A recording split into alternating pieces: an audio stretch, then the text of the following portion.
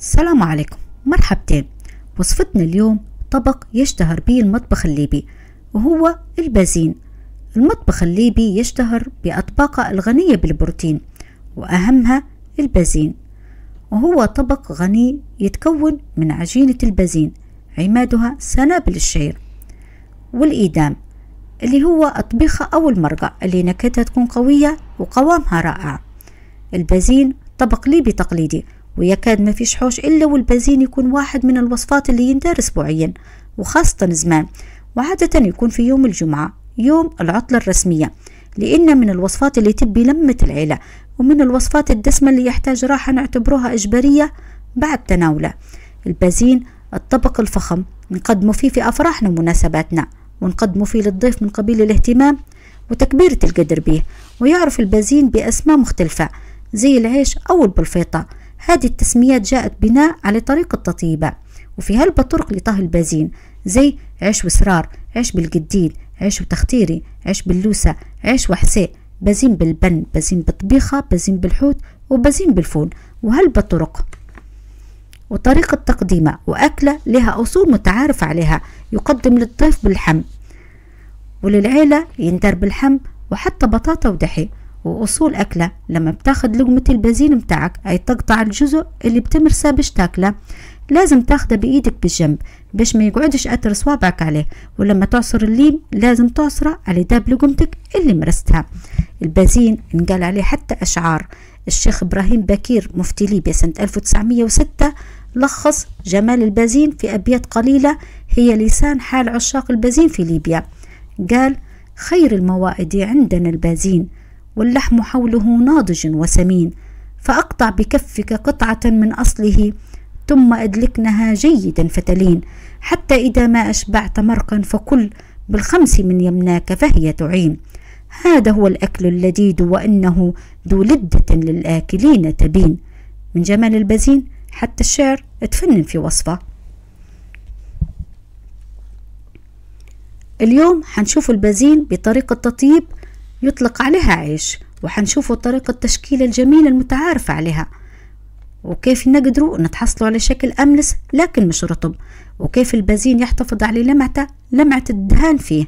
وحنشوفوا هالبحاجات تدير فروقات في البازين. معكم نعيمة من ليبيا، تابع معي.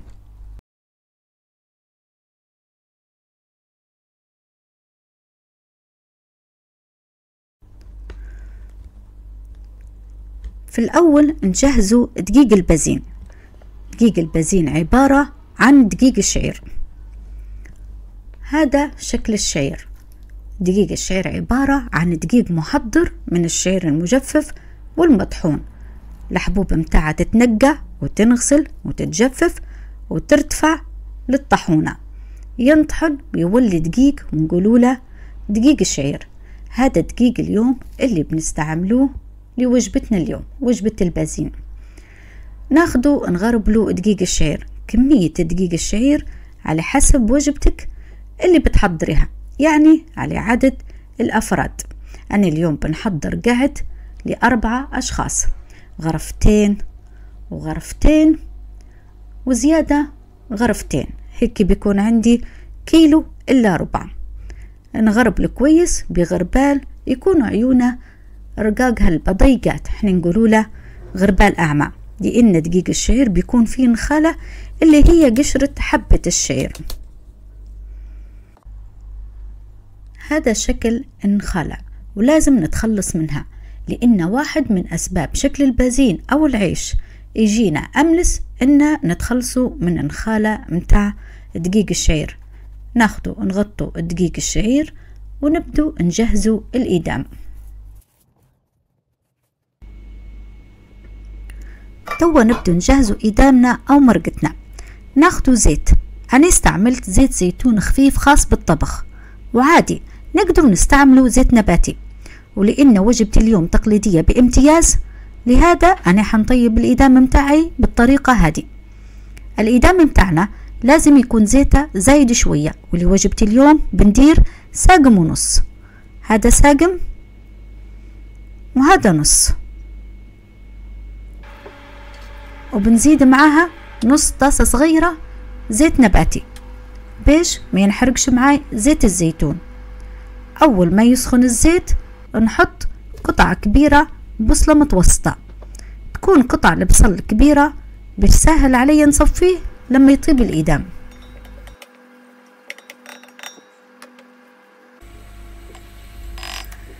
أول ما يدبل معاي البصل نضيف اللحم ونخليه ينقلى شوية، وبعدين بنضيفوا الدقوق متاعنا اللي هم الطماطم والفلفل والبزار. ودقوقنا لازم يكونوا وافيات باش لما يطيب الإيدام يكون معدل وخطوريته ممتازة. مقدار الطماطم يعتمد على تركيزه. الطماطم متاعي يناسبني 3 كواشيك ونص كشيك فلفل أحمر. الفلفل متاعي مش حار لهذا يناسبني نص كشيك. إيدام البازين أو العيش مش لازم يكون حار. وربع كشيك بزار اللي هو الكركم. نص كشيك ملح. ونمرقوا إيدامنا بمية سخونة. المية تكون تغطي اللحم بشوية، نخلوه ياخد غلوة ونقصوا عليه النار لأقل من النص بشوية باش اللحم يطيب براحته. ونغطوا طنجرتنا.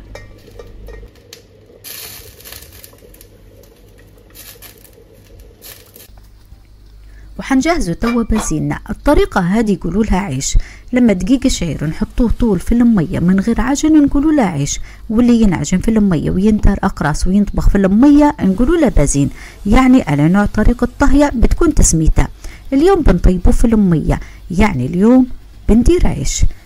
نصب نص الطنجرة مية ونخليها تغلي، وما ننسوش نملحوا دقيقنا كشيك ملح.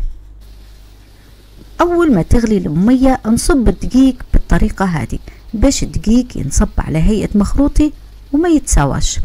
الغرض من طريقة الصبان بالطريقة هذه في البداية باش المية تقدر تغمى كلها. ناخدو مغرف أو نقولوا له معصطة اللي هي بتكون عصا، ولازم تكون متينة باش نقدر نعصد بها العيش لما يطيب. ناخد المغرف ونحطه في نص الدقيق.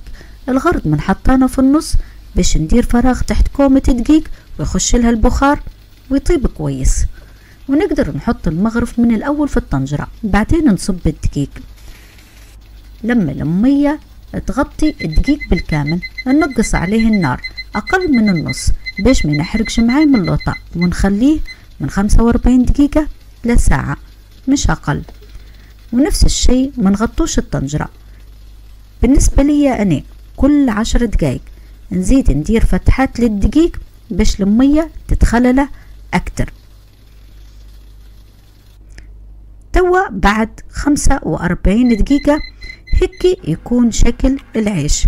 ميتة اللي طاب فيها خطرت، وميتة هذه نقولوا لها الصفاية. الصفاية نحطوها في صينية ونخلو منها شوية في الطنجرة. المية لما تكون ناقصة في الدقيق نقدر نزيدوها، وطبعا نزيدوها من الصفاية. نعجن الدقيق كله بالمغرف ونبدأ نعصط.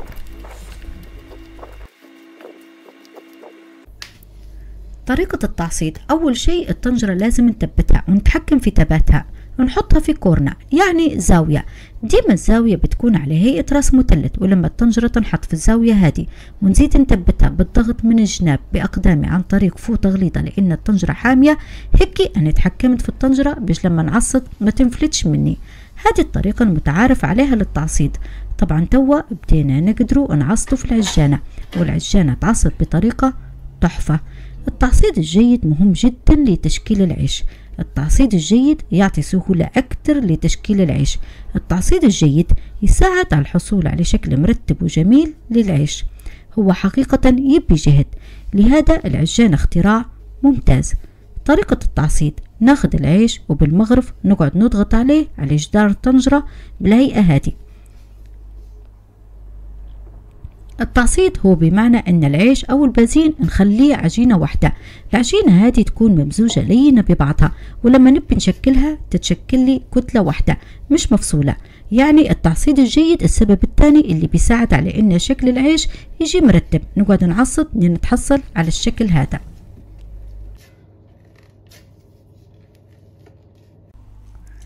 توا ناخد العيش ونحطه في القعد، مساحته تكون واسعة شوية باش نعرف نتحرك بإريحية. العيش أو البازين هو عبارة عن دقيق الشعير، ودقيق الشعير ما فيش طعم.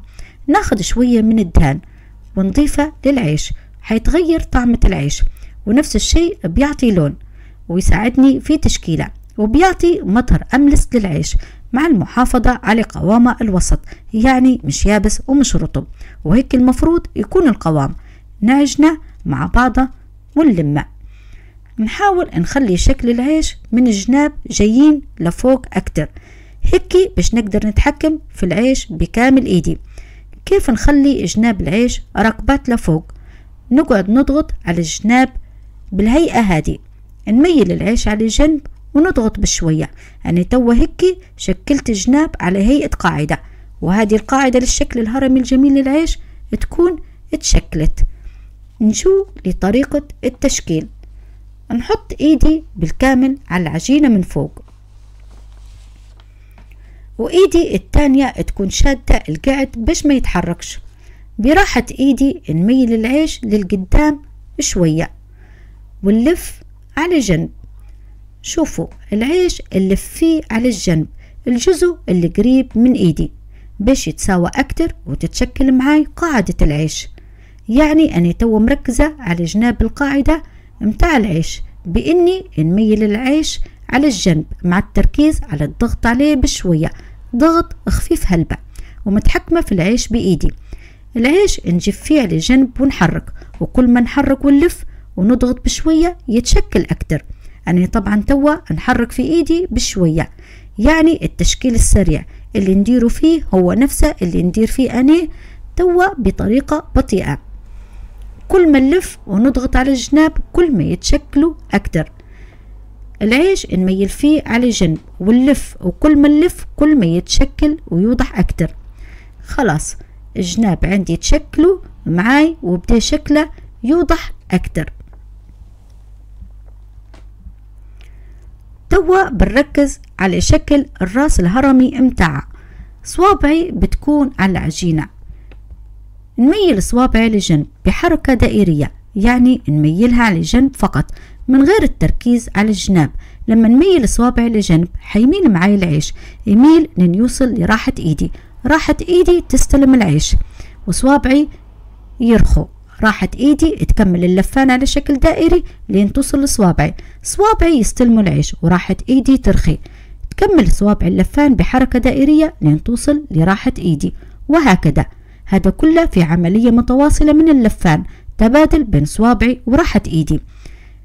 العيش يميل من الجنب في حركة دائرية، الحركة هذه هي اللي بتشكل لي الراس المدبدب. نقعد نستمر في الحركة، تكون عندي الراس المدبدب، القاعدة متاع العيش تشكلت، وبهيك نكون كملت الشكل المتعارف عليه للعيش أو البازين.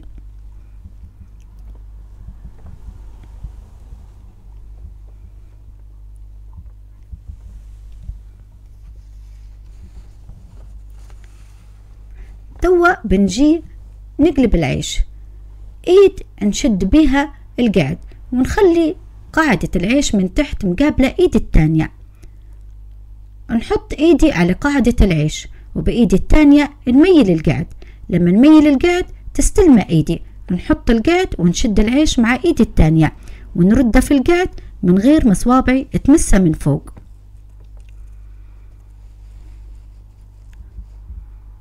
نجي توا نبي نبرز العيش لأعلى باش لما نحط اللحم ما يغطيش على العيش.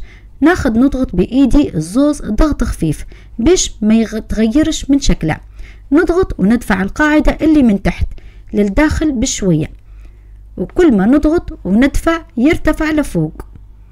نقعد نضغط وندفع لين يبرز لفوق.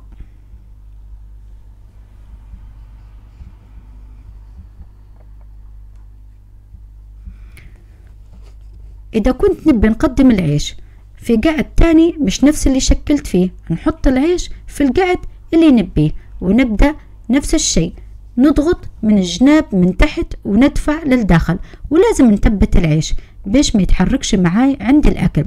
ندخل صوابعي من تحت ونضغط على العيش في القعد من تحت، هيك نكون ثبتها.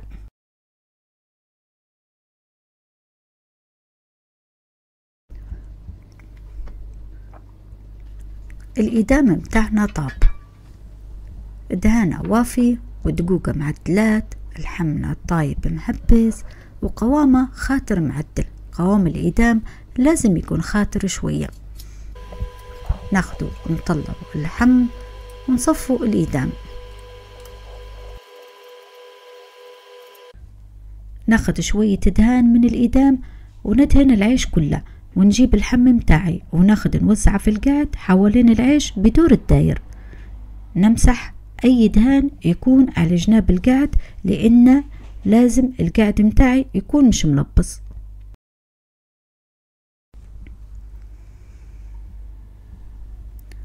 تو نوتو بمعنى نجهزو قعدتنا، يعني سفرتنا، نفرشو مكاننا ونحطو صينيتنا اللي فيها إدامنا.